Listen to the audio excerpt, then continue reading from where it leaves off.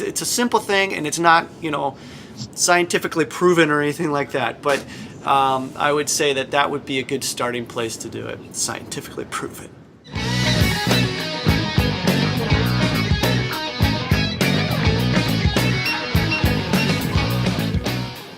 All right, breaker, one-nighter, get your ears on for the GMB Fitness Skills show. Over the next 30 minutes, plus or minus, we're going to be hitting you with all kinds of great information for your training, for your life, and how to do it in a way that's actually fun and enjoyable. So my name is Andy. Here with me, Ryan Hurst, the man, the myth, the legend, the aging rock icon. I love it. Little hat tip to Hank Rollins there. Little Henry for you. What's up, everybody? What's up? We got a good show today. We got a good one today. Yeah. Are you surviving the winter okay so far, Ryan? Yeah, it's starting to warm up, so things are okay. I actually shaved today. To sympathize with you. Yeah. I have not shaved in a couple of days, so this is what we're reduced to now. We have nothing better to talk about than our grooming habits. That's all there is. That's all there is. Which actually isn't true. We're going to talk about some I think this is going to be a really useful episode for people because today we're going to be talking about something that we haven't actually covered at all ever on the show. We've talked a lot about what to do if you get injured, what to do if you get sick, what to do if things get busy and you have to take some time off. But the one thing we haven't really discussed is how to get back on track after that. And that's how to start back into your training and, without losing any more time than necessary. So we're going to get to that in a few minutes. But first, let's answer some questions. All right. So we've made videos about these things and covered them before, but it's always something that comes up again. And so I just want to give maybe in one place here some quick advice simply about equipment. So let's talk about rings and parallettes both. What height, what width, how can we tell that they're set up properly? Because especially with rings, if they're not set up well, the exercises are going to be really hard. Yeah. And I mean, you could injure yourself. But what's give us for each of those? What are your recommendations? It's very simple. Just keep it very simple, and just keep the rings and the parallettes just a bit wider than shoulder width.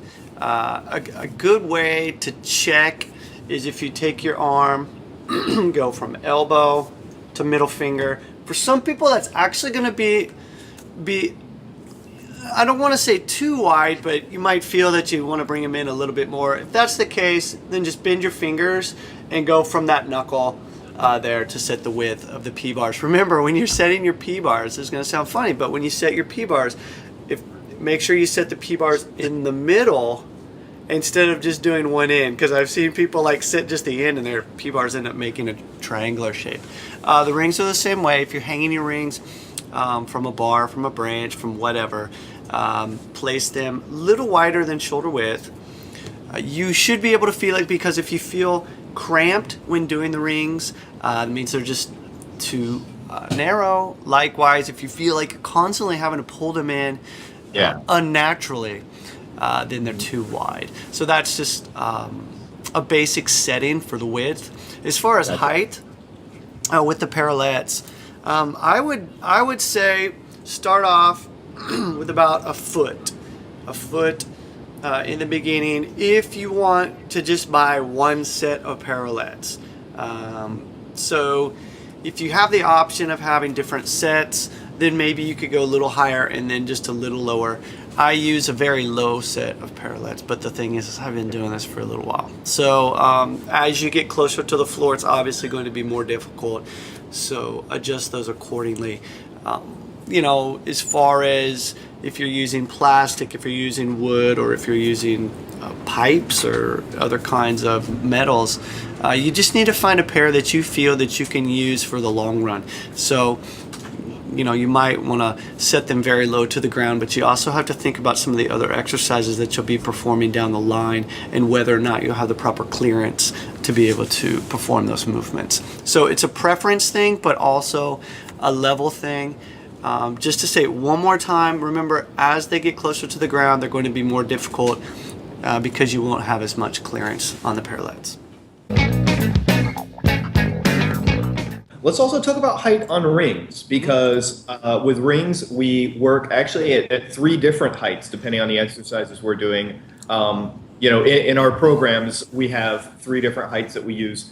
So how can you tell what is the right height for you for each of those 3? Sure. So if we look at a low height, so a low would be where we're working on something like the push-up, the hollow body push-up, or even as you get into the more advanced stages and where you're working on handstands, I suggest taking the rings low to the ground. And by low, I'm talking like 6, maybe 8 inches off of the ground, just enough so that you have that clearance below, so that in case you need to go down, you're not going to skim your knuckles or anything on the ground. So that would be kind of the low level.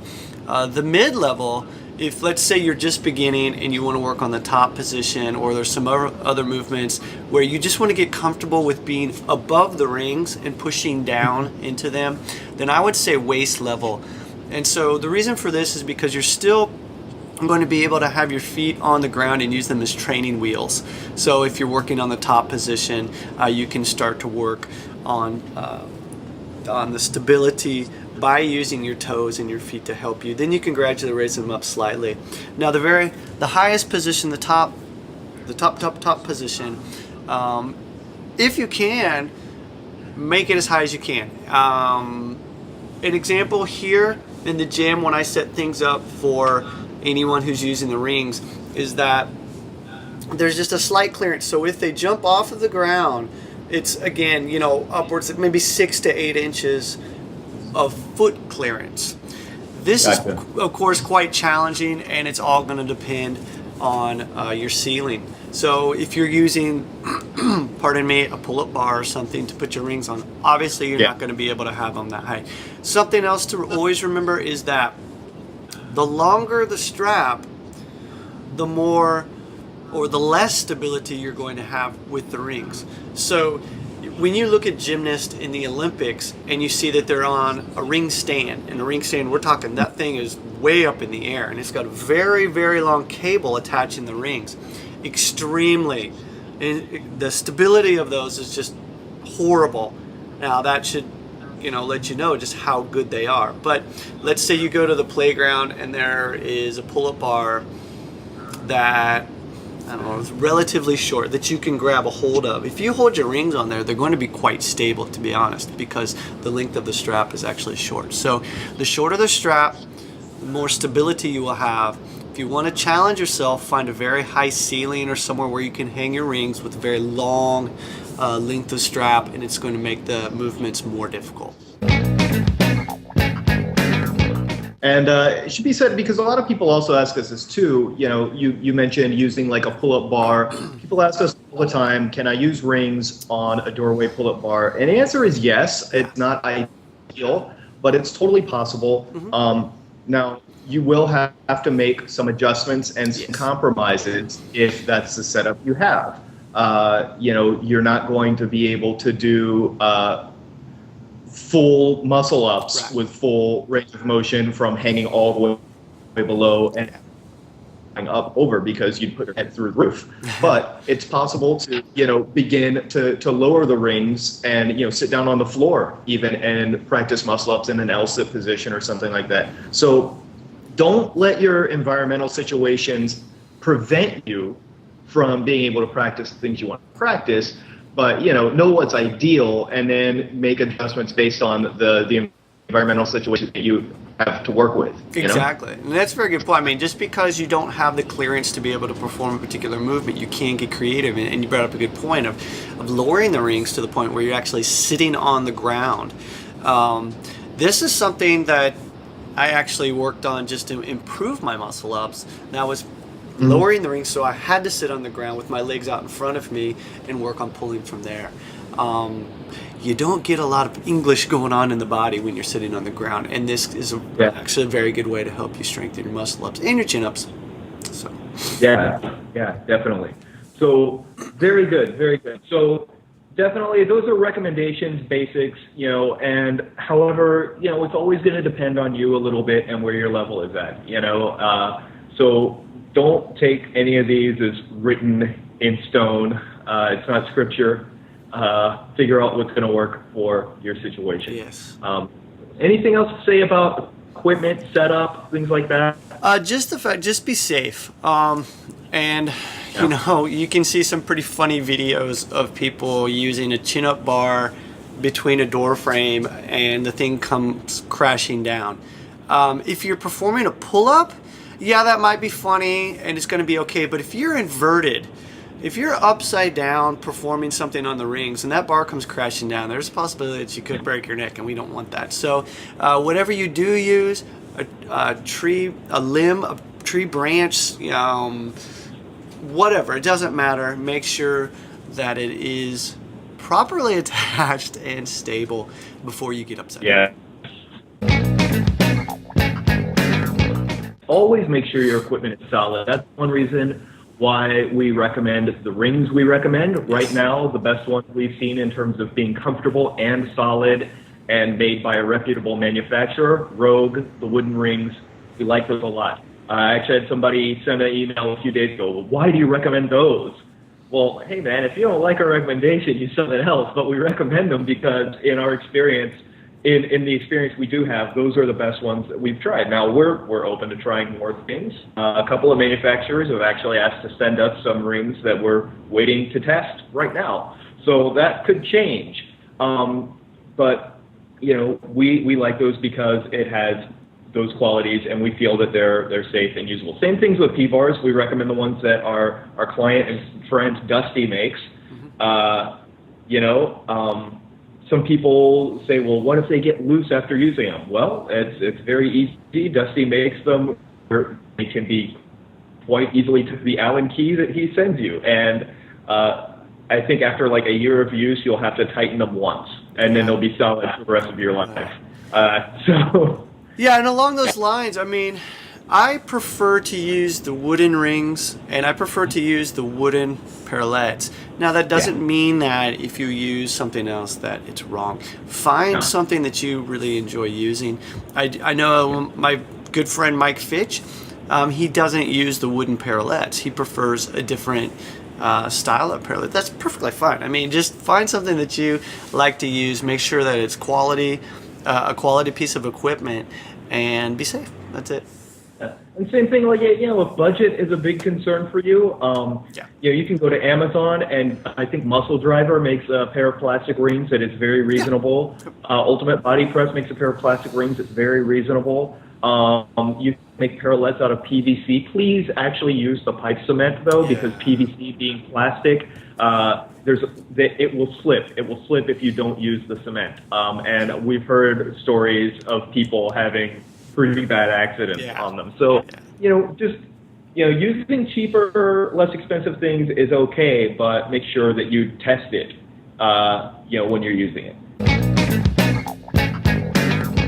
So with that said, let's say that you did forget to use the pipe cement, you slipped on your P-bars and twisted your wrist or something and had to take some time off of P1, for example, and you've healed up and you're ready to go.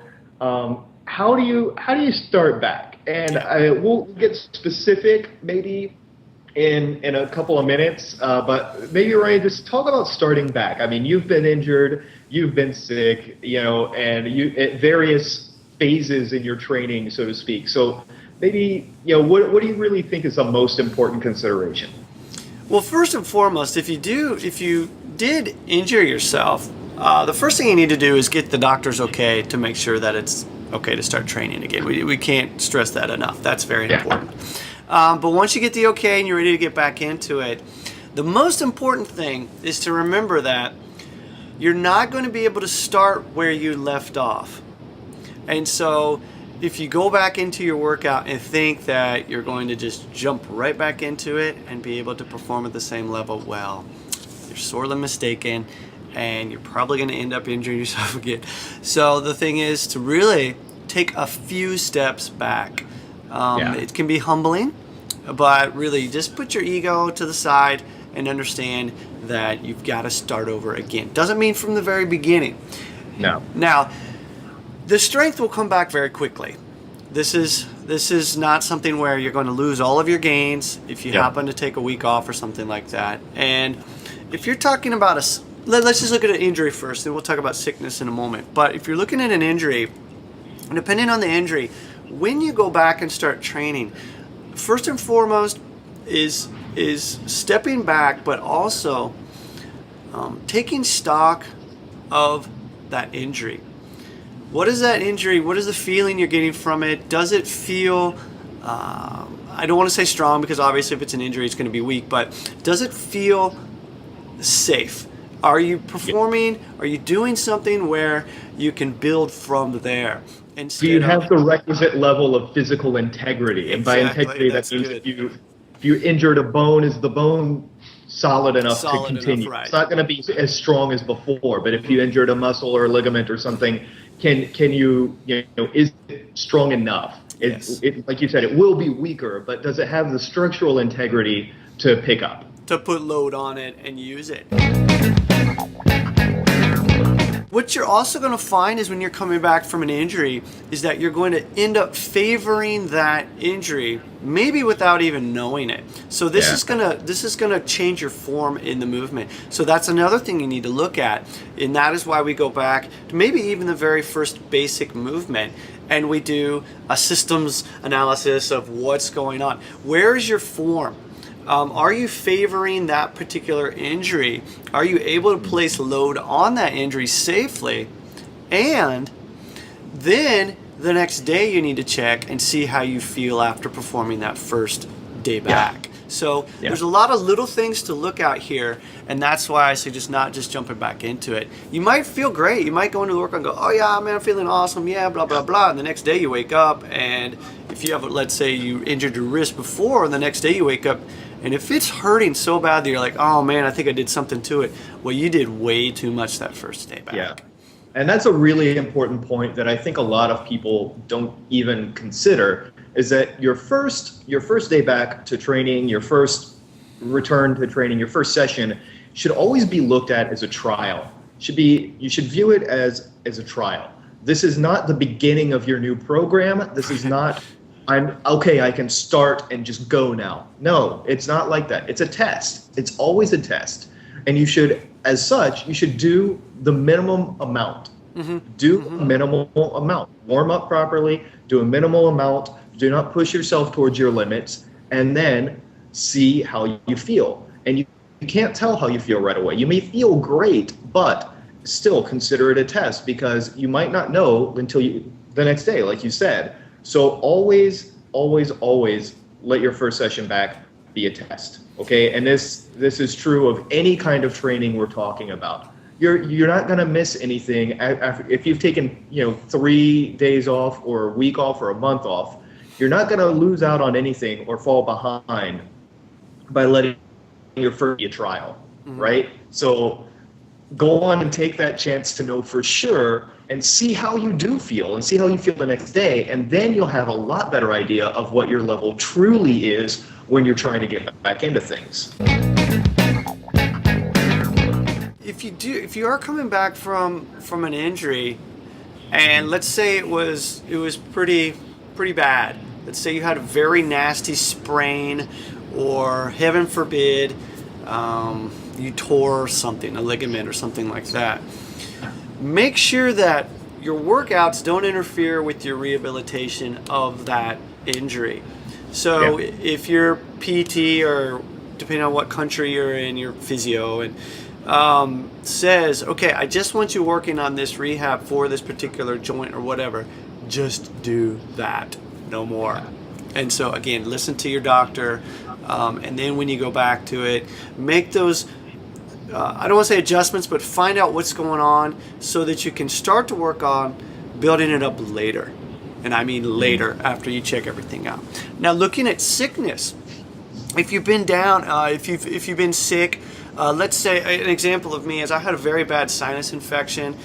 It wasn't that I was sick, it was that I was so congested that it hurt to be upside down. Now, obviously, I didn't go upside down. That was very simple, okay? There's nothing to get around it. That's one of those things where I just find it funny where people are like, I'm just going to push through the pain. I'm like, I'm too old for that. I'm not going to mess with that anymore. But if you're coming off of a, like, let's say a chest cold or whatever, okay?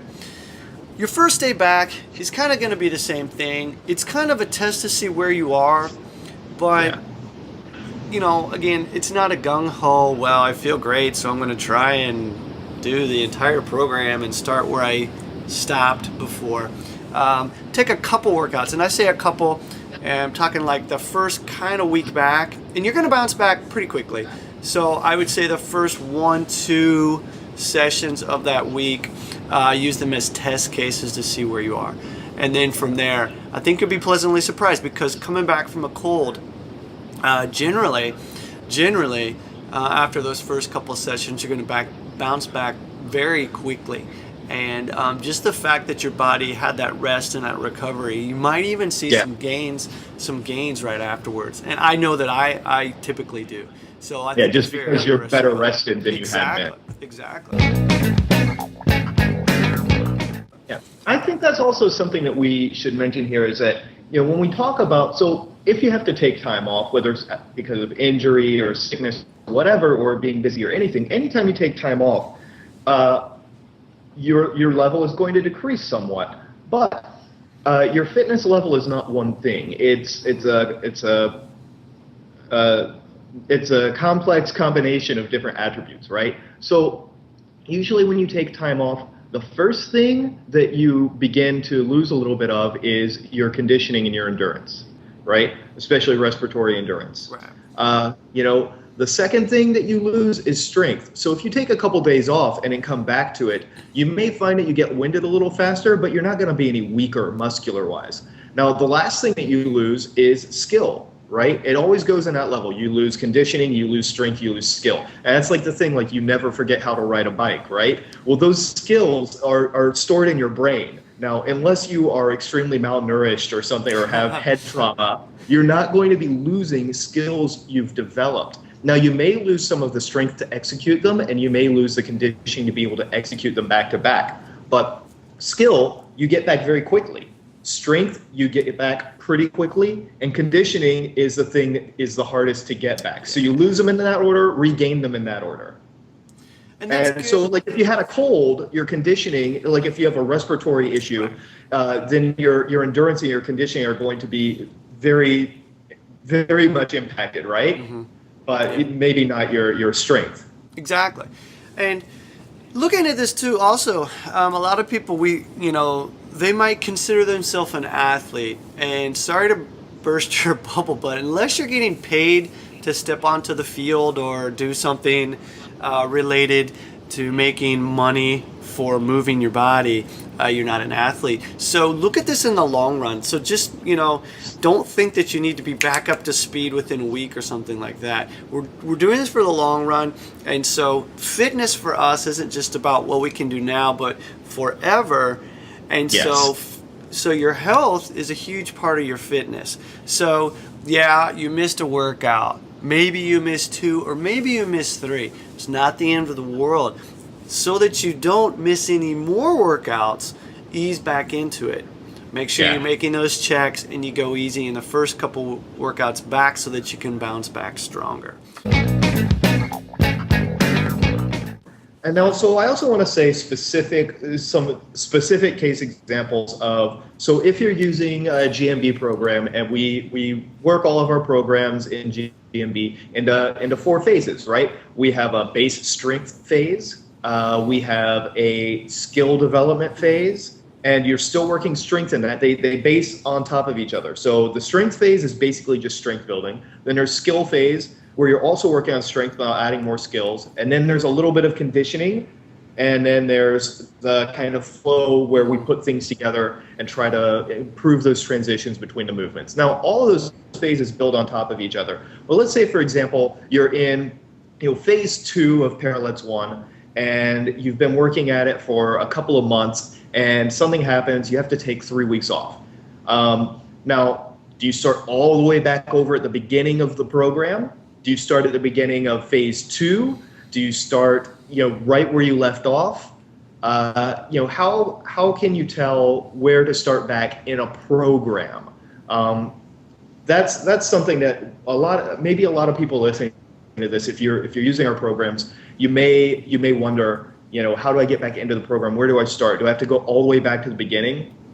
Yeah, it's a great question, because I'm sure that there's a lot of people who are thinking about this, and not just maybe our programs, but anything else out there. Again, when you're coming back from being sick and having this long layoff, you're not going to be able to start exactly where you left off, but that doesn't mean you have to go right back to the beginning. So again, as I mentioned earlier, taking a few steps back, the few steps might just be, let's say, 2 weeks prior to where you stopped. So again, you're not going to have the full strength even at those 2 weeks prior mark, but you're going to be able to start to build back up so that you're going to be able to move into the next phase smoothly. So it's tough to say exactly here, but take those couple steps back and check. This is where making sure that you're constantly evaluating your current state of health. That means fitness too, and understanding where you are, so that if something happens, then you know where you can start again. So I would say if you had to take a full month off, you might actually think of it this way: step back a month. And so let's say you ended, I don't even know, let's say you ended right at the end of phase 2 and you're getting ready to go into phase 3. Well, then what I would suggest is then, as I mentioned, if it was a month off, stepping a month back. It's going to take an extra month, but hey, you were out for a month. So think of taking an extra month to build back up to be able to start phase 3 again. That's just one example. Similar, just the same way. If you took a week off, then think about taking a week to get back into it to build up where you were. Depending on what you're doing. Now, sometimes if you're doing something like the barbell squat, and you were just really pumping out some serious weight or something like that, and you had to take a week off, maybe a week prior to that is not actually going to be where you can start. It might be a little longer than that. But basically in the programs that we're doing here at GMB, that's how I would look at it. Month off, then take a month to get back into it. 2 weeks, then take 2 weeks to get back into it. It's a simple thing, and it's not, scientifically proven or anything like that. But I would say that would be a good starting place to do it. Scientifically proven.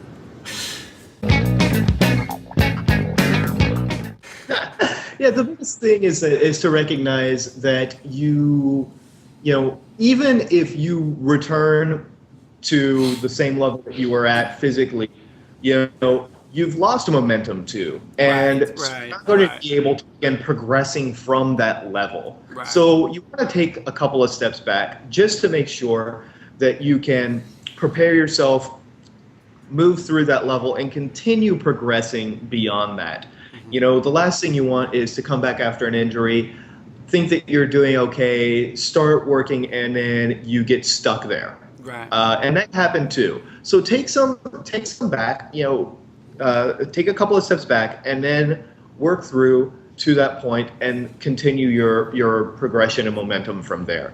Don't be, don't think that you're in a race. Like I said before, nobody cares how fast you get to the part you can't do, ever. Nobody cares about that, right? But what we want to see is that you are constantly, like Ryan said, evaluating where you're at. Constantly evaluating. All of our programs, we actually encourage you to rate your performance every session.